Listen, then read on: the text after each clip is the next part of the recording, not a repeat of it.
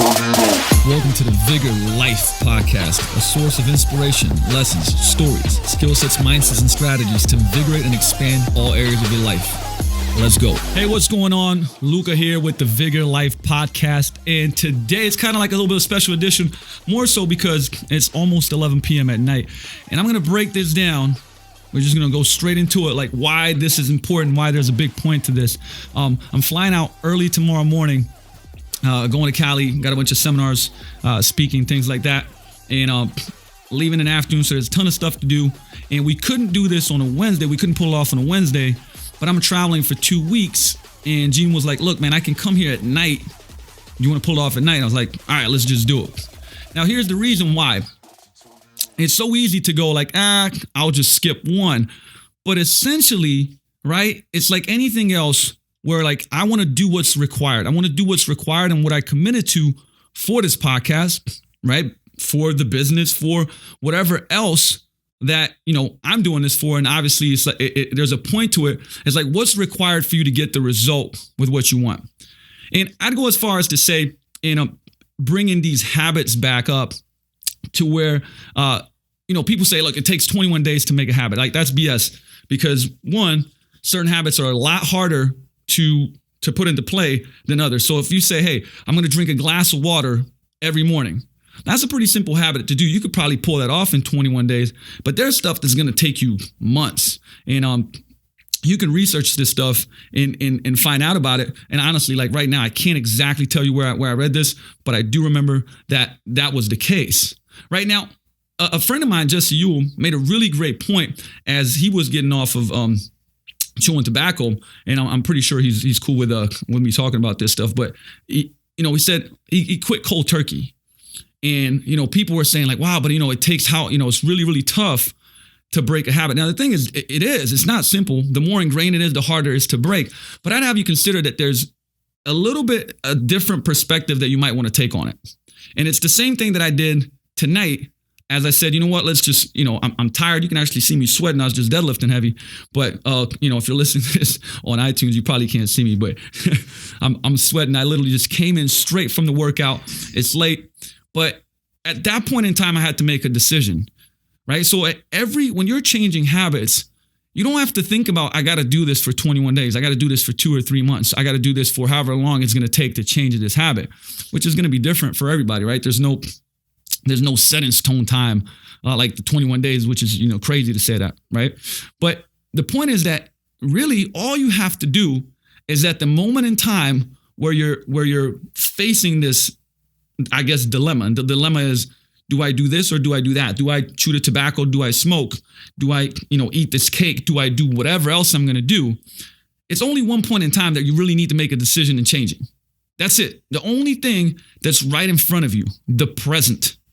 Right. So that's how you change a habit, is like you have this one point in time where something is happening and you make a decision. Hey, instead of chewing tobacco, Jesse ended up doing 10 to 20 push-ups every time he got the urge to do it. Right. Because there's a thought, there's an urge. And when you have that urge, right, you get a feeling. It might be anxiety, it might be stress, it might be restlessness, it might be shortness of breath. It might be a lot of different things. It's like this habit loop, right? You have a thought, you have a desire, you have an urge, and then that creates some type of sensation in your body.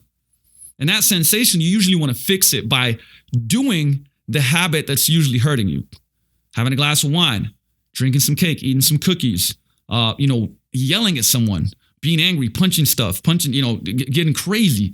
Like all of these. And I'm here like to tell you, I've done all of them. Actually, you know, I have a lot of these habits that I'm still breaking.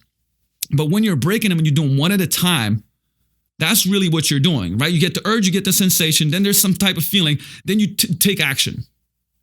And when you take that action, usually it's a negative action, right? Like you drink a glass of wine, you feel better. You have a beer or whatever it may be, and it fulfills that feeling for a little bit. But then the loop keeps repeating itself, and the more it repeats itself, the deeper down you go, and the harder it is to break. So I'm bringing you back from my experience, and like not just my experience, but the research. Look, you do one thing at a time. At one point in time, when you have to make that decision. Hey, I'm not going to chew tobacco. I'm going to do 20 push-ups. Every time I get that feeling, I do it. And the more times you do that, now you're switching one habitual response for another one.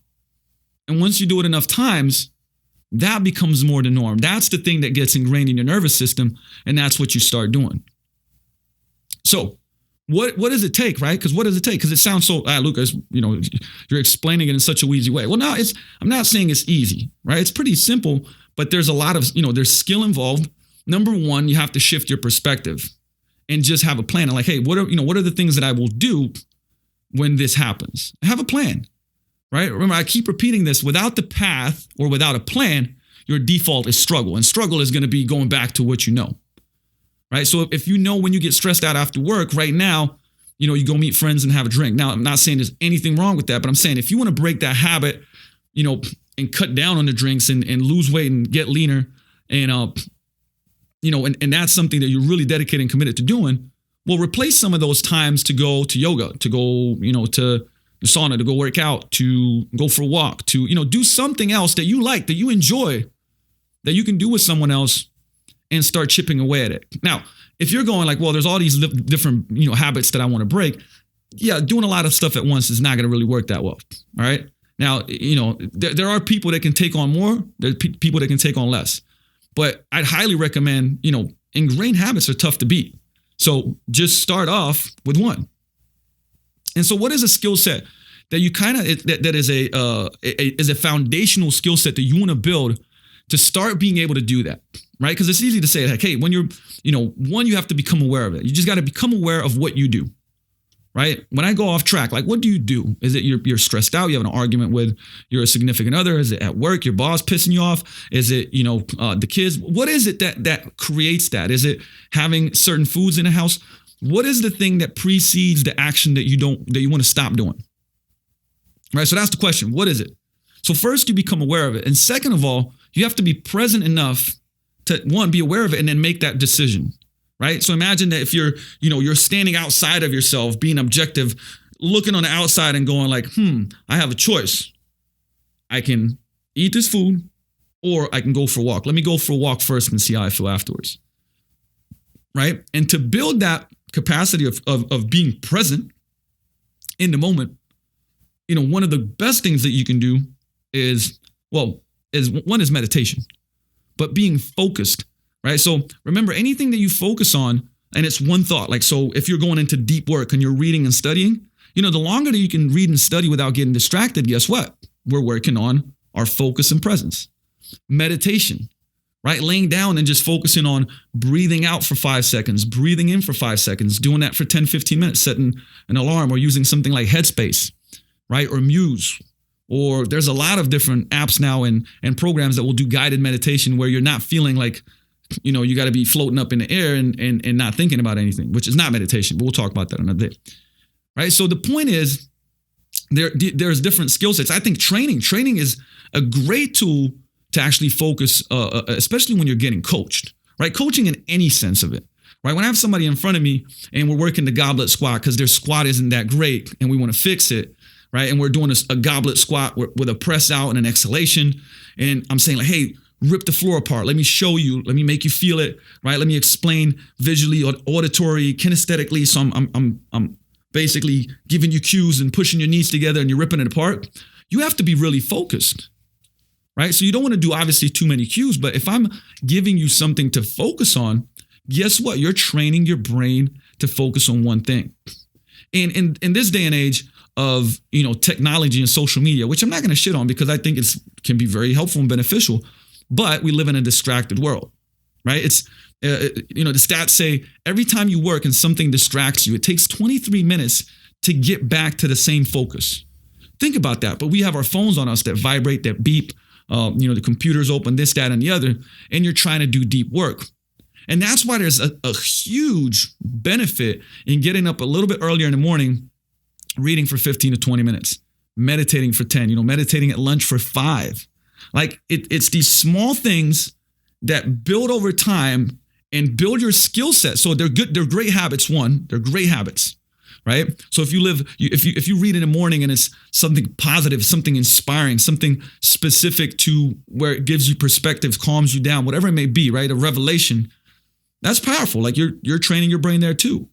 But then you're meditating. So now we're starting to get more focused, and that will allow you to gain more, should I say, not only help you with perspective, but when the time comes when there's that one habit that you're trying to change and you get to the point where you feel an urge, you feel it, you think about a thought and you go like, you know what, I'm going to do this instead. And what it ends up being like is you have a deep ingrained habit, which is almost like a path, right? If there's a path that there's been walked 10,000 times, it's really, really deep. So it's easier to try. Like when you're trying to create a new habit, it's a new path that's been pretty much like, hasn't been tread on. So you're the first person going there. But the more times you walk the new path, the more ingrained that becomes. And your goal is to ingrain it more than the old one, right? You can't really erase the old one. You just create a new one that's more powerful and that, is more deeply ingrained in your nervous system. So really, all you have to focus on is the one decision. And then when the next decision comes, you just focus on that one decision.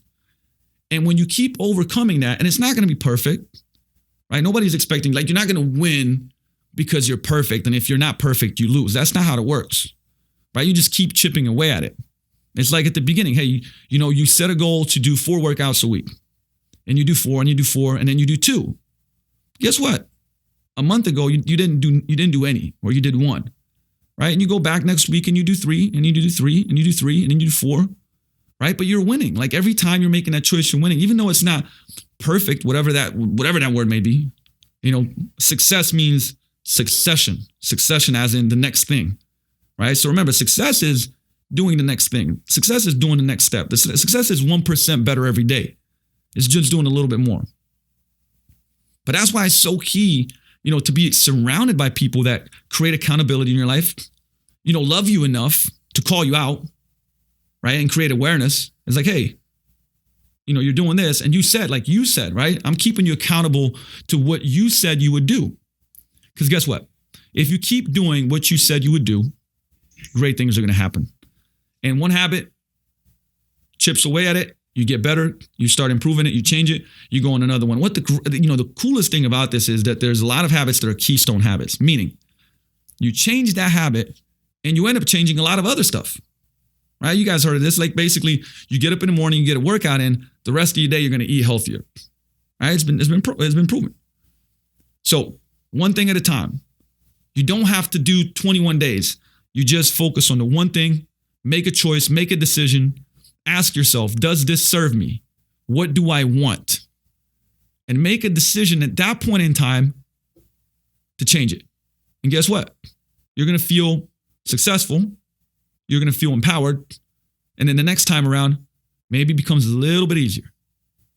Right? And you just keep chipping away at it. But remember, new levels, new devils. This is what it's all about. Life is about expansion. If you're not expanding, if you're not growing, we're not happy. Even if you give us all this stuff, it doesn't matter. All right, so take that with it, because honestly, you can take that little puzzle piece of life, you can implement it into anything. So you want to be healthier, you want to have a leaner body, you want to be sexier, you want to be stronger, you want to improve your performance, you want to improve your relationships, you want to improve your business, you want to grow in your career, like whatever it is, you want to have better time with your kids, whatever it is, you can do it with that method and with those principles and with understanding what I just went through. All right, so I'm gonna jet out because I gotta go back home and pack, because it's late. Plus, I got to go buy Wildfin. That's my night snack. When I'm working here late, I just call them, order the harvest salad with grilled chicken.